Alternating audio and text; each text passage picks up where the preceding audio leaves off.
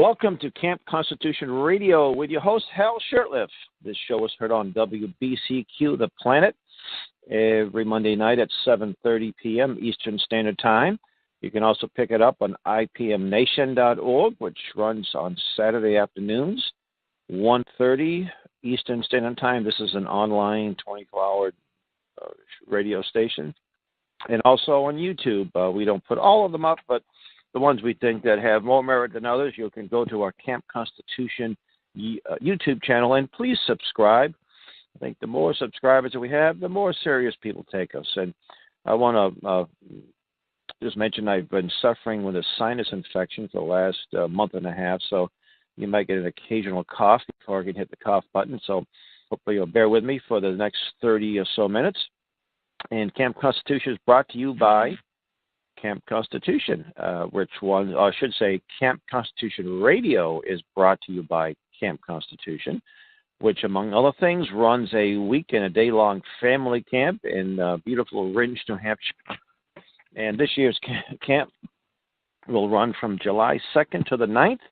And we did have a little bit of a thaw and start seeing some of these spring flowers start to peek through the ground. So this is the time when people start thinking about spring and summer. We do have some people who have already signed up for camp, and we hope that we can fill the camp this year by the middle of June or by early June.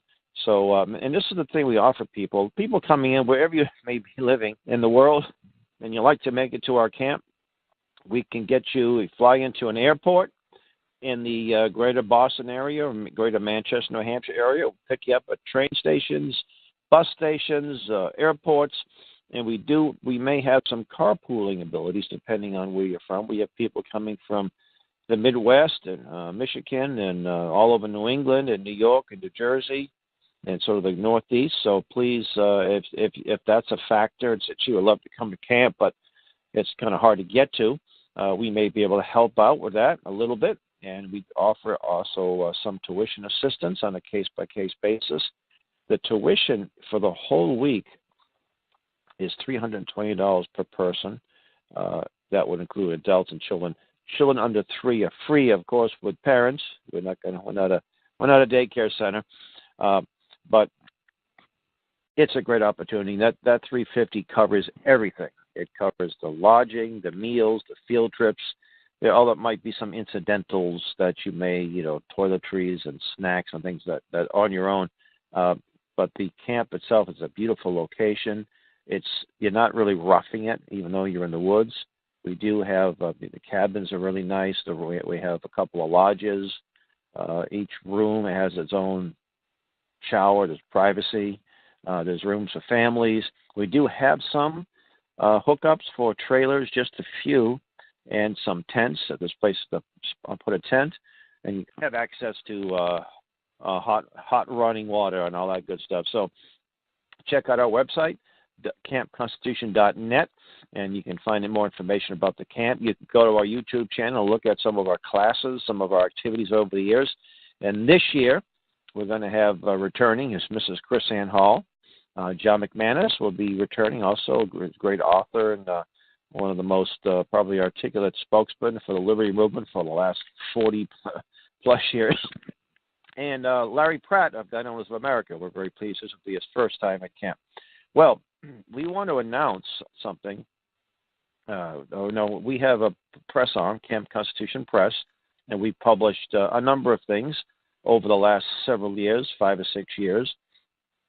Some things that are new and some things that are reprinted. Well, we reprinted something that's not new. In fact, it was originally published in 1802, and there's a connection to the town of Ringe. It's very interesting. And also my family, sort of indirectly. It's a book entitled Proof of the Illuminati by Seth Payson.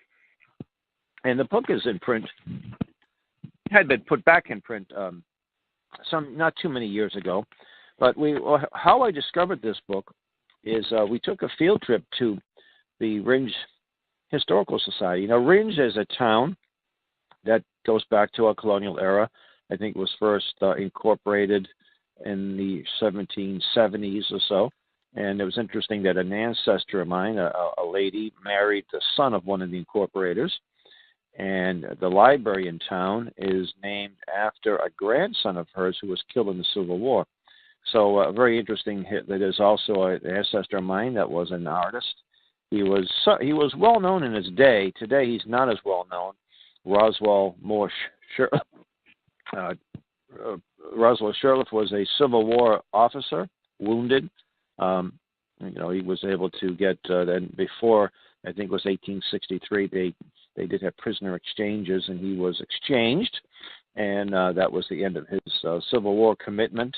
But he went on to befriend the great artist Winslow Homer. In fact, Roswell Shirtliff, the painter, taught Winslow Homer how to fly fish, and Winslow did a painting of my ancestor in he was fly fishing in a stream in New York, upstate New York. Anyway, so we took a trip to the Ringe Historical Society, which is a nice little place. Some of these small towns have incredible history museums. They might be open one day a week by appointment only, but it's just amazing the things you find, and they're a lot more hands-on. You've got some of these stuffy museums that you go in there, everything's behind glass, and you can't touch anything, you can't look at anything, and it's just not as fun. Now, of course, I understand you got to preserve the collection, and you're not going to handle 200-year-old papers. I understand that, but nevertheless, you find some gems in this museum. You have people who, of course, were in that town, fought in the Revolutionary War, French and Indian War. So you have mementos going back to then. And after it was an optional field trip. So it was only about maybe a dozen of us, maybe 15 at the most. And I discovered some of my family history there as well.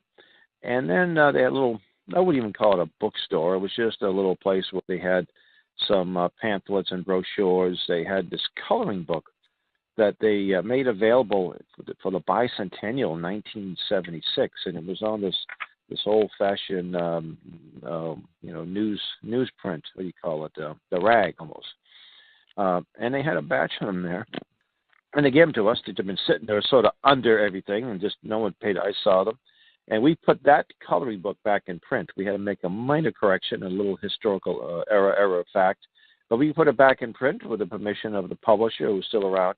And there was this book called Proof of the Illuminati, and it was a paperback version.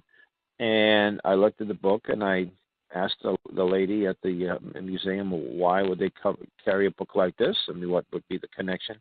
She says, well, the author, Seth Payson, Reverend Seth Payson, was a pastor of the Congregational Church, which still still exists in Ringe. And I just want to read you a little bit about him. Let me see. I won't read the whole thing, but this work, Proof of the Illuminati, was first published in 1802 under the longer title Proofs of the Real Existence and Dangerous Tendency of Illuminism.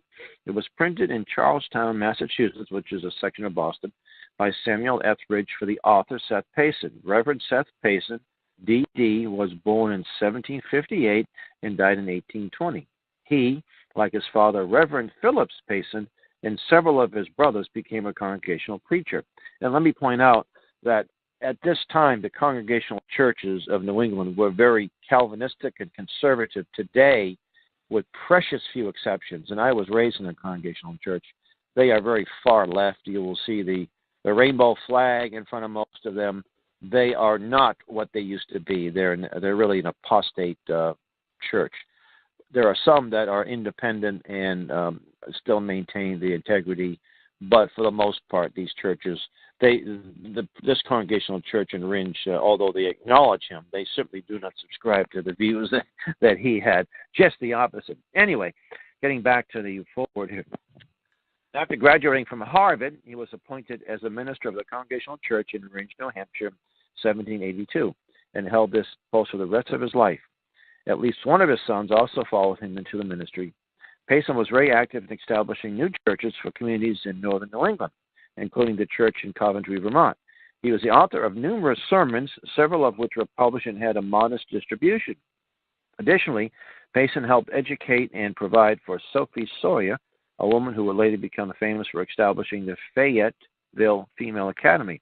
Reverend Payson served in the New Hampshire State Senate from 1802 to 1805. He was a staunch Federalist supporter. Along with its alarming message regarding both religion and state, proof of the Illuminati was also part of Payson's campaign platform. So there was a lot of people that had really good understanding of what was happening at this time. Now, in the book is only, well, we have our version is 8.5 by 11. It's only about 94 pages, so it's not a comprehensive tome. But he makes reference to two very important books that were published in 1798. One of them was, here we go, Proofs of a Conspiracy by Professor Robinson, and then a much larger volume by a Frenchman, Abbé Barrel. And both these men didn't know each other, so they were sort of like double-blind studies. And they drew the same conclusions about this pretty much evil organization founded in 1776. Now, there's some interesting issues too. There was a lot of concern about this, and New England, the pastors of New England did an incredible job exposing the Illuminati and the influences of the Illuminati, not just in Europe but even in the United States. In fact, Professor Robinson sent a copy of his book to to George Washington, 17 shortly before he died. He died in December of 1799, and he wrote back to the professor and said that he doesn't deny the existence. In fact, there's nobody more convinced than George Washington, of the existence of this entity. And they were active in the United States through the Jacobin clubs, and they were involved in the Whiskey Rebellion. You think, well, Whiskey Rebellion has something to do with tax on whiskey, but there was also foment. If any one of you have watched the John Adams, the HBO documentary, there was a scene in Philadelphia. Washington is at the capital at that time, in Philadelphia, and there's a lot of people on the streets, yelling and screaming and very, very upset at what was going on against Washington. Well, you see, there was these nasty rumors were being spread or made up about Washington was going to put King George III back in control, and all these lies that were being fomented by these Illuminists. One of the top Illuminists was a citizen Genet, who was the envoy to the revolutionary France to the United States. And an interesting thing happened. He was in an inn in New York City. At the same time, Noah Webster, the author of the famous dictionary, and also I think a cousin or second cousin of Daniel Webster. He was much older than Daniel, or at least older. And Noah was sitting in the inn at the same time, and he heard Genet say something to the effect that he was going to have Washington's head on a platter, and then he would rule the United States. So Webster wrote a pamphlet exposing the Illuminati, which I'd like to find. I have not been able to find it. I'm sure when I visit the Massachusetts Historical Society, I'll probably put my fingers on it, and maybe one of the listeners might have some access to it. So it took a little time for people. Sometimes when people get stirred up pretty easily, and it takes a little more time to sort of settle them down and realize they've been had. Genet was officially expelled, although Washington was a very benevolent man. He knew that if he went back to France, he would have been beheaded. His head would have been chopped off. That's how they treated people who didn't succeed. So he just granted him a pardon, and he stayed in Long Island and most likely lived a quiet life, and that was that. He married the daughter of the governor, and he was Governor Clinton. So fascinating aspect of our history. Now, the question is, is there an unbroken chain from the Illuminati that was founded May 1st, 1776 in Bavaria, Germany, to today? And most historians that have studied this issue, one of them is someone that influenced me when I was first learning about this back in the 1980s or mid-80s to late 80s, was a man named William McElhaney, whose videos are probably on YouTube. He did an 8-hour presentation on the conspiracy, evidence of a master conspiracy, I think is what he called it. And he and many others could not say there was an unbroken chain. This organization was, by the early to mid 1780s, was discovered. Many of the people involved in this were arrested. They went underground. They think that the Weishaupt went to Italy and operated from there. And there are organizations like the League of the Just, which was the entity that funded the Communist Manifesto, that had a similar worldview, atheistic, communistic, revolutionary, destroy the foundations of the Western civilization, etc. Pretty disgusting things. Licentiousness, end of marriage. See, marriage is a Jewish and Christian concept, so that must be destroyed. The family must be destroyed. The state must be elevated. Gee, do we see that today? So it's hard to say there's an unbroken chain. However, there's definitely an ideological unbroken chain, and there are many organizations today. And there are some groups that call themselves the Illuminati. I can remember back in the early 1990s, 93, 94, around that time, I met this gentleman. He was going by the name of Doc Marquis. Doc was his nickname. He had been an Army medic, and he claimed to be a member of the Illuminati, and it was his job to infiltrate the military, in this case the U.S. Army, to set up covens, witches, and promote Satanism and all that. He was doing this, and he didn't ever admit that he committed any ritual murder, but he alluded to the fact that it happened and that he became a born-again Christian, got out of that, of course, and did some investigation work or some consulting work for the FBI. Well, I don't know how true that is. He had me going for a little bit. It may be true. It was really hard to prove or disprove, a little incredible. But he may have belonged to something called the Illuminati, but it was, I can start a business and call myself the Illuminati Incorporated. That doesn't make me the Illuminati. So, and I know Mark Dice, who was a very popular YouTube channel, he's written some things on it, and I think he's I haven't read his books. I've just sort of got an idea of what he was saying in the book, some of the videos I've watched. And I think he makes the claim that there are a lot of people call themselves the Illuminati. A lot of folks say they belong, but they're not actually. This doesn't trace themselves back to 1776. There are many organizations that we know today that promote the New World Order. But before I mention that, I want to quickly, a little interesting aside. Ringe, New Hampshire, 2012, I went into the town hall there to leave some information off about something called Agenda 21, which we discussed a number of times on the show. And I noticed in the little town hall, 3 selectmen in the town, which is good, town manager. I think a population of a little less than 5,000. Anyway, I noticed something called a charrette. It was a printout, and it said the Ringe charrette. Well, I know what a charrette is. A charrette is nothing more than a visionary session.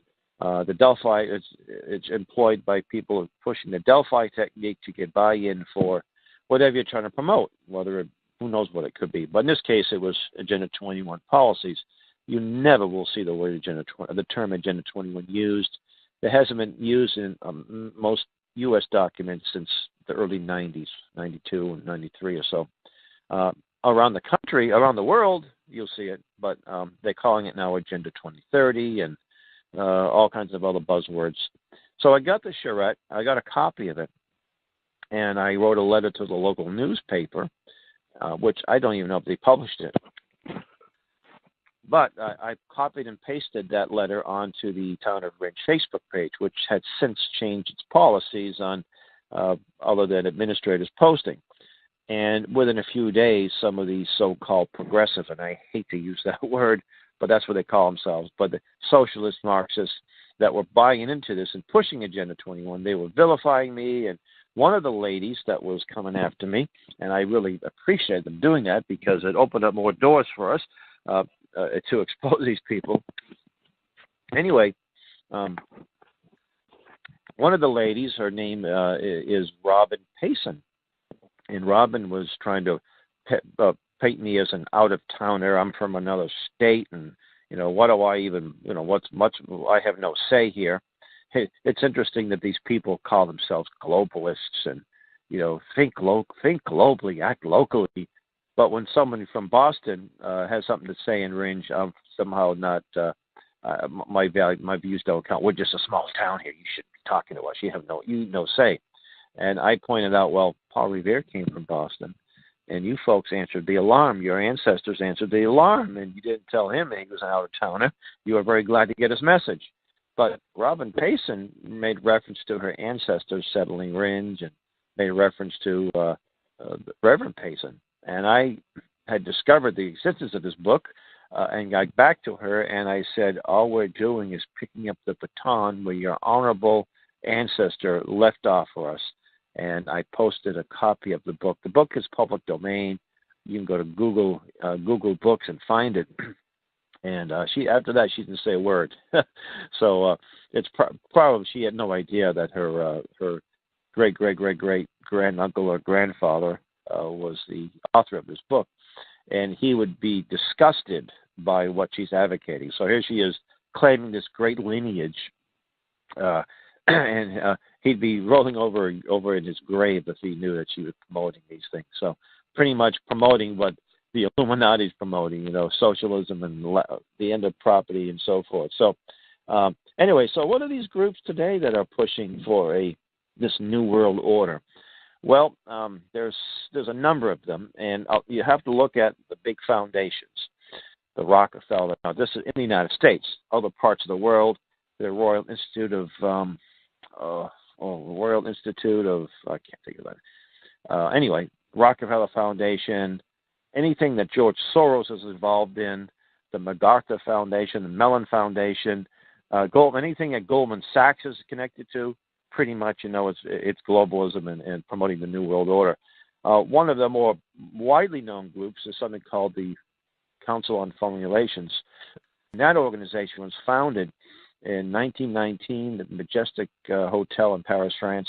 At that same time, the Royal Institute for International, I think it's called International Studies, sort of a parent, or I should say, a sister organization, and they were promoting the same things in England, probably a little bit more successful than the CFR, or the Council on Foreign Relations. Today, the organization, the CFR, is headquartered in New York City and has over 3,000 members. And if you look at the roster, you can go right to their website, and their roster includes numerous congressmen, presidents. Most of the CIA directors over the years have been CFR members, with one or two exceptions, Secretary of States, and on and on. So far, it looks like Trump has a whole bunch of these people, but it's almost impossible to avoid them. Guys, people like Henry Kissinger, he's one of the top people, even though he's up in his 90s now. There's an organization that was sort of an international offshoot of the CFR called the Trilateral Commission. That was the brainchild of a man named Zbigniew Brzezinski, a Polish man who came from Poland. He was Jimmy Carter's secretary. He was an advisor, foreign affairs advisor. I don't think he was Secretary of State, but he definitely had a lot of influence. In fact, I recall reading some information about him when I had returned from Germany, when I was stationed over there in the Army. And according to Spig, National Security Advisor, that was his title.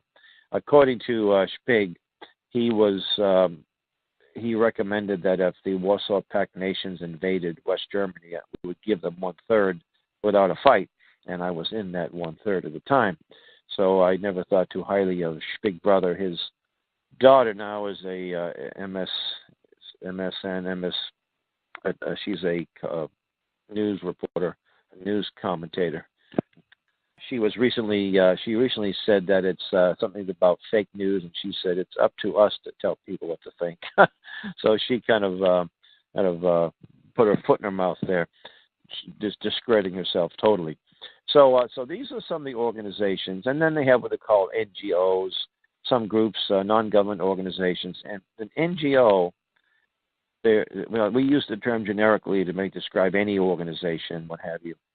But when an NGO, an official NGO, is recognized by the United Nations, and it has to agree with the goals and values of the UN. So it has to be globalist and what have you, atheistic. And I get tired of people who say, keep your friends closer, but keep your friends near, but your enemies closer. We should be in the UN because of that, and so forth and so on. You're quoting from a stupid mafia movie. The UN, we don't need it close to us. We need it out. We need to get out. We know what they're doing. We see their activities. They publish their activities. They do their nastiness. We don't have to be part of it to know what they're doing. We need to get out of the UN, and we need to get out of all these international organizations. In fact, it's in the best interest of all the countries of the world that really love freedom to get out of these, whether it be the European Union or these various trade consortiums. Free people, free nations can deal with countries on a one-to-one basis. The minute you start these regional alliances and multinational agreements, then you lose your sovereignty. You lose some cases, the right to exist. So it's your best interest, whether it be, again, the European Union, whether it be NAFTA, whether it be the UN, the South, I don't know, there's so many of these regional alliances. Indeed, there was the Council on Foreign Relations journal, Foreign Affairs, a man named Richard Gardner, and I believe it was in the spring of 1972. It's a quarterly journal, so there aren't a whole lot of them every year. And he was called, the article he put in there, the author, was called The Hard Road to World Order.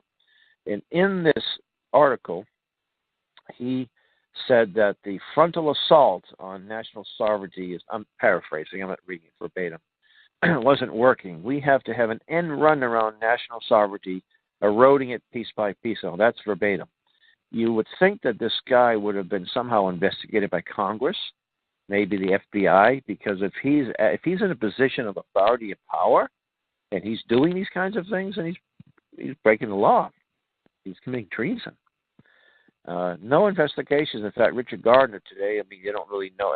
If you were an insider, especially a Democrat operative, you would have known his name. He became ambassador to Spain and served in many capacities in different different administrations.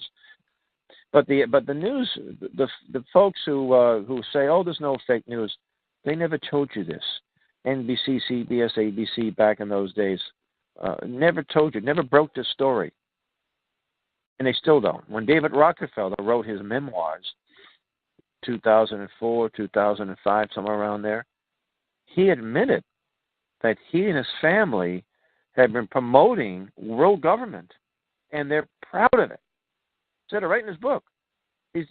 I can imagine if I wrote a book in 2005 and I admitted to murdering 100 people and given the names and the details, you think there'd be some investigation. Gee, you admitted this. Well, here's the evidence.